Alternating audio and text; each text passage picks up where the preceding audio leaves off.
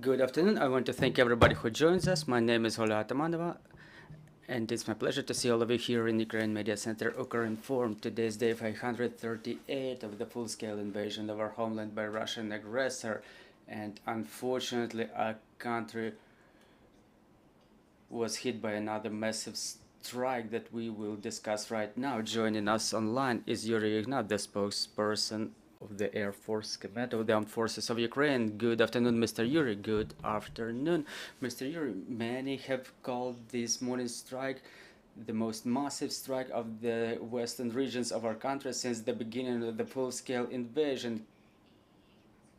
Can we say it's true, and what is the situation for the time being? Well, I wouldn't say so. First of all, it's done to draw a lot of media attention with the headlines. Well, I was facing this situation multiple times. It's just another strike, 28 missiles for X-22, which hit the Donetsk region, and then another 24 missiles launched from air and sea surface for calibers, and the rest X-222 and 555. That's yet another terroristic attack by the Russians.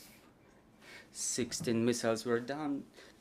You've seen probably the addresses of the heads of the local military administrations. I wouldn't call it the most massive strike because we were experiencing more complicated strikes with consequences way worse. You remember recently there were earlier strikes on Lviv, missile strikes, so it's just another Russian attack on our cities. Different regions were hit.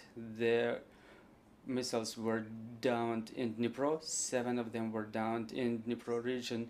The rest were downed on the route. So the air defense forces destroyed 16 out of 24 missiles that can be downed with the regular air defense systems. However, X-22, the 4 missiles that hit the Donetsk region, they are available for downing with such systems as Patriot that are capable of shooting down ballistic missiles, because X-22, we've been discussing it a number of times, goes along the ballistic trajectory and is a hypersonic missile. Mr. Yurii, can we say that, for example, 2 weeks ago we were saying that mostly our port infrastructure is under threat? Can we say now that currently the enemy aims are airfields? Well, airfields are always under threat. Obviously, our pilots inflict strikes on the occupiers. You see the results of their combat operations on a daily basis.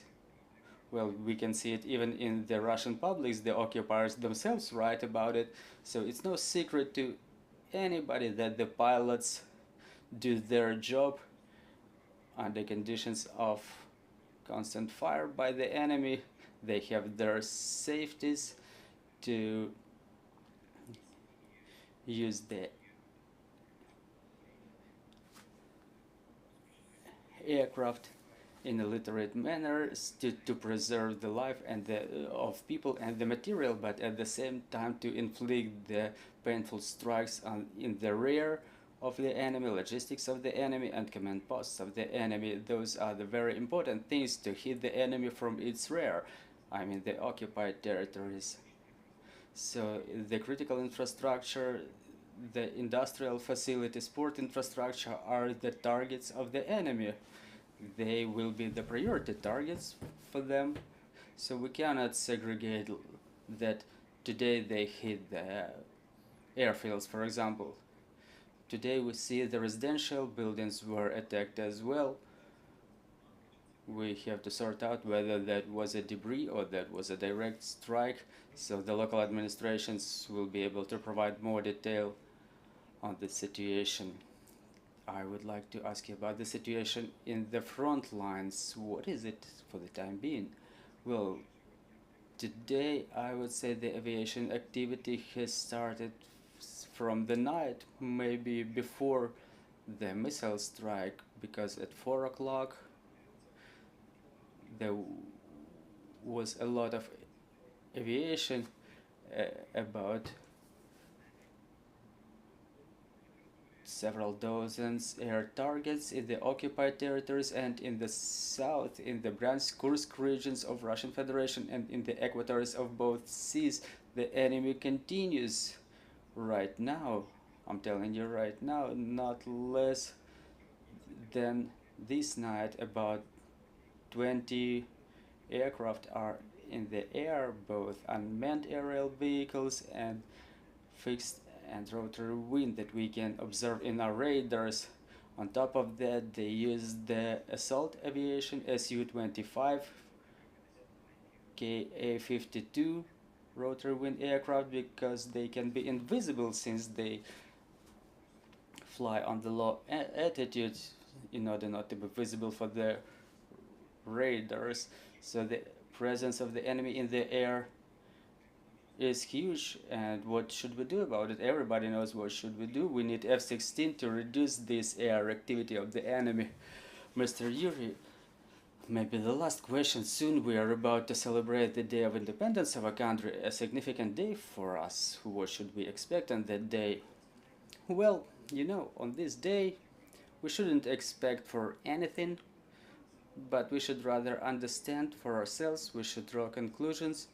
Everybody draws those conclusions, like to what extent they are Ukrainians and how important is for us to get this independence, something that we fight for with sweat and blood, the blood of our defenders that bring our victory closer. We should thank those people who pay the most precious they have, their lives, for our independence, and the air forces will continue doing their job.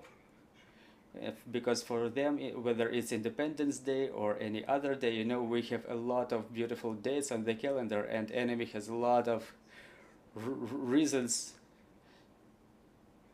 to target us on those days. But you know, today it's no holiday, but still there were attacks just like yesterday. Yesterday we've worked 100%, we've downed 100% of enemy targets.